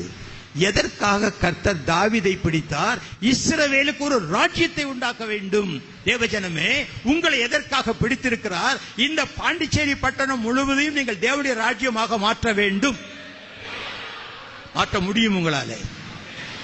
எழுந்து கொஞ்சம் வெளியே தைரியமா போகணும். ஒரு சில சேதங்கள் ஏற்பட்டாலும் பரவாயில்லை, எழுந்து போனா நல்லது. நான் எத்தனையோ ஊர்களில் அடிபட்டிருக்கேன். போலீஸ் ஸ்டேஷன் கொண்டு போயிருக்கிறாங்க. கொலை செய்யும்படி கத்தி சைக்கிள் செய்யலாம் தூக்கிட்டு வந்திருக்கிறாங்க. என் தலைமையில கல்ல போடுறதுக்கு ஒருத்தன் பின்னாலே ஜோம் பண்ணும் போது வச்சுக்கிட்டு ரொம்ப நேரம் நின்று பார்த்து போட முடியாம கீழே போட்டுட்டு போயிட்டான். ஒன்னும் செய்ய முடியாதுங்க. அவர் சித்தம் இல்லாம நான் சாக மாட்டேன். மரணம் கூட அவருடைய சித்தம் தான். மோசையுடைய மரணம் கர்த்தரால் நியமிக்கப்பட்டது. மோசை எப்படி இருந்தாரு? 120 வருஷம். அவர் உடம்புல ஒன்றும் சோகவீனம் கிடையாது. எல்லாம் நல்ல ஸ்ட்ராங் பாடி, பார்வை கண்ணாடி எல்லாம் போடல, நல்ல பார்வை அவருக்கு, தீட்சணியமான பார்வை. எப்படி செத்தார் அவரு? கர்த்தருடைய வார்த்தையின்படி மரித்தார். கர்த்தருடைய வார்த்தையின்படி. அப்ப கர்த்தர் கூப்பிட்டு, மோசே உங்களுக்கு 120 வருஷம் ஆயிடுச்சு, நாளைக்கு உங்களுக்கு ஹாப்பி பர்த்டே, இன்னைக்கு செத்து போவார். அவர் செத்து போயிட்டார். கர்த்தருடைய வார்த்தையின்படி. Even the death was appointed by God for Moses. உங்களை குறித்து சித்தம் இருக்குமானால், நான் அதை தான் சொன்ன. ஒரு இடத்துல சுத்தி வளைச்சிட்டாங்க வெள்ளூர் கோட்டை மைதானத்துல. ஒரு பெரிய பட்டாக்கத்தையோட நிக்கிறான். இறங்கி வா அப்படின்னா, நான் ஏறி வா அப்படின்னு சொன்னேன். இன்னும் திமிரா பேசுறான். திமிர் இருக்குது, அதனால பேசுறேன்.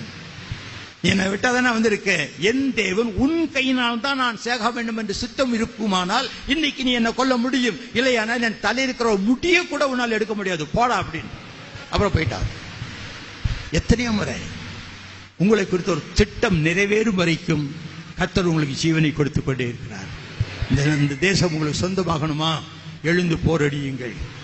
உட்கார்ந்துட்டு சபை கூட்டிட்டு ஆராதி சந்தோஷப்பட்டு போகாதீங்க. Every individual Christian must be an evangelist or a pastor or an apostle or a prophet. ஏதாவது ஒரு ஊழியத்தை செய்யுங்க. நல்ல ஏதாவது செய்யணும். சும்மா இங்க வந்துட்டு ஞாயிற்றுக்கிழமை வந்துட்டு போறது இல்ல, தசோபாகம் கொடுக்கறதில்ல, காணிக்க கொடுக்கறதில்ல. உங்க ஊழியம், உங்கள் ஊழியம் இந்த பாண்டிச்சேரியிலே கிறிஸ்துவை அறியாத மக்களை அறிய செய்ய வேண்டும். அதற்காக கர்த்தரை பிடித்திருக்கிறார். தேவர் ராஜ்யங்களை ஏற்படுத்த வேண்டும். தெருவுக்கு தெருவு ஏஜி சர்ச்சுகள் வர வேண்டும். தெருவுக்கு தெருவு பரம வேண்டும். அப்பொழுதுதான் கர்த்தருடைய மனம் சாந்தி அடையும். உங்களுக்காக மரித்த தேவன் உங்களை எதிர்பார்க்கிறார். நான் எதற்காக பிடித்தேன்? எஸ்தரை எதுக்காக பிடிச்சார்? எஸ்தர் அம்மா கிட்ட போய், எஸ்தர் நீங்க எப்படி ராணியா ஆனீங்கன்னு கேட்டா என்ன சொல்லுவாங்க அவங்க? 127 நாடுகள்ல பியூட்டி கான்டெஸ்ட் வச்சாங்க, அதுல நான் தான் மிஸ். அந்த பேர் போட்டுக்காங்க, பியூட்டி குவீன். அதனால நான் ராஜா என்ன கட்டிட்டார். அப்படியா? இந்த அழகு எதற்காக கொடுக்கப்பட்டது? மொர்தெகாய் கேட்கிறார், எஸ்தரே நீ தப்பித்துக் கொள்ள நினைக்காத. இந்த அழகு உனக்கு எதற்கு கொடுக்கப்பட்டது? இந்த மேன்மை உனக்கு எதற்காக கொடுக்கப்பட்டது? உன் ஜனம் அழிந்து கொண்டிருக்கிறதை நீ பார்த்து கொண்டு சும்மா இருக்க போறியா? நீ ராணியா இருக்கிறதுனால், அரண்மனையில் இருக்கிறதுனால் தப்பித்துக் கொள்ளலாம் என்று நினைக்காதே. நீயும் சேர்ந்து அழிக்கப்படுவாய். ஆனால் ரட்சிப்பு கண்டிப்பாக இதற்கு வரும். கிடைத்த இந்த தகுதியை ஏன் நீ மறைத்து வைக்கிறாய்? எஸ்தர் சொன்னாங்க, நான் செத்தாலும் சாகிறேன், நான் ராஜ சமூகத்திலே போய் நிற்பேன். ராஜ சமூகத்தில் நின்ற எஸ்தர் என்ன செய்தாள்? பூரிம் என்ற பண்டிகை உண்டாவதற்கு காரணமாயிருந்தாள். தன் ஜனத்தில் ஒருத்தன் கூட அழியாதபடிக்கு மீட்கப்படும் ஒரு வல்லமையான ஒரு சிஸ்டராக விளங்கினார். இன்றைக்கு ஜெப வலிமை, ஜெப ஊழியத்தை செய்கிற பெண்கள் நிறைய பேர் ஆண்டவருக்கு தேவை. நிறைய பேர் தேவை. பவுலை ஏன் பிடிச்சார்? எல்லாரும் ரட்சிப்படணும். யூத ஜனங்கள் மட்டுமல்ல, யூதர் அல்லாத ஜனங்களும் அவருடைய ராஜாக்களும். 5 ராஜாக்களுக்கு பவுல் பிரசங்கம் பண்ணி இருக்கிறார். அகிரிப்பா ராஜா கதர்னார். கடைசியில கொஞ்சம் குறைய உன்னை போல என்ன மாற்ற நினைக்கிறாய்? பவுல் தைரியமா சொன்னார், என்னை போல அல்ல, இந்த கட்டுக நீங்களாக முழுவதும் நீ கிறிஸ்தவராக மாற வேண்டும். சொல்ல முடியுமா? அன்றைக்கு பாண்டிச்சேரி முதல்கிட்ட போய் சொல்லுங்க, அவர் ஒண்ணும் கூட செஞ்சிட மாட்டாரு. ஒரு ஆள்கிட்ட சொன்னேன், ஏயா பைத்தியம் மாதிரி கத்திட்டு கிடக்கிறாரு. அவர் சட்டையை பிடிச்சு கிழிச்சு விட்டார். நீங்க தானே சொன்னீங்க பைத்தியம், பைத்தியக்காரன் மட்டும் தான் செய்வான். அதுக்கப்புறம் ஒன்றும் பேசல. அவர் ஏதாவது நூதனமாக செய்யுங்க, தைரியமா போங்க. கிதியோன் அனுப்பும்போது 4 AK-47 2 டேங்கும் கொடுக்கல, ஒரு வார் பிளேன் கொடுக்கல, ஒரு சட்டி கொடுத்தார், மண் சட்டி, ஒரு தீப்பந்தம். இதை வச்சுக்கிட்டு எவனாவது சண்டைக்கு போவானா ஐயா? சண்டைக்கு போனா எல்லாம் பெரிய பெரிய ஆயுதம் எல்லாம் தெரிக்கணுமே. வெறும் மண் சட்டி உள்ள ஒரு தீவெட்டி, இதைத்தான் கொடுத்தார். போ, கிதியோனின் பட்டையும் கர்த்தருடைய பட்டையும் சொல்லு. அந்த தேசமே முறிஞ்சு விழல. உங்களை கொண்டு பெரிய காரியங்களை செய்ய வேண்டும் என்று எதிர்பார்க்கிறீர்களா? சும்மா இருக்காதீங்க. சரங்கு பிடிச்சவன் என்ன பண்ணுவான்? சொரிவான். 3 வருஷம் காலேஜில் படிச்சு சொரிவது எப்படின்னு கத்துக்கிட்டு வந்தா சொரிவான்?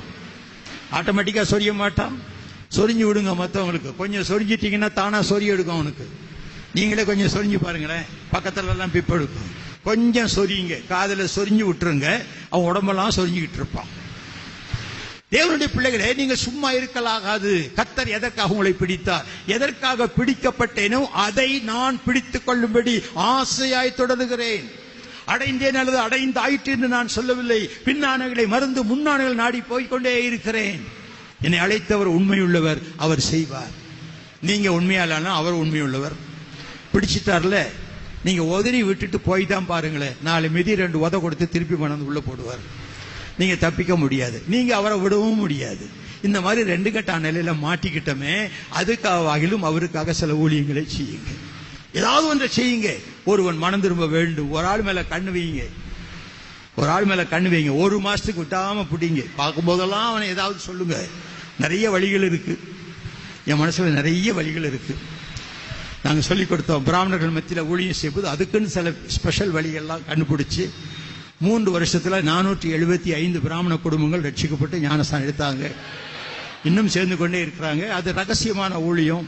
நாங்கள் அதை பிரபலப்படுத்தி நாங்கள் பிராமணனுக்காக ஊழியம் செய்கிறோம். வால் போஸ்டெல்லாம் நாங்கள் போட மாட்டோம், எங்கள் பத்திரிகையிலும் போட மாட்டோம்.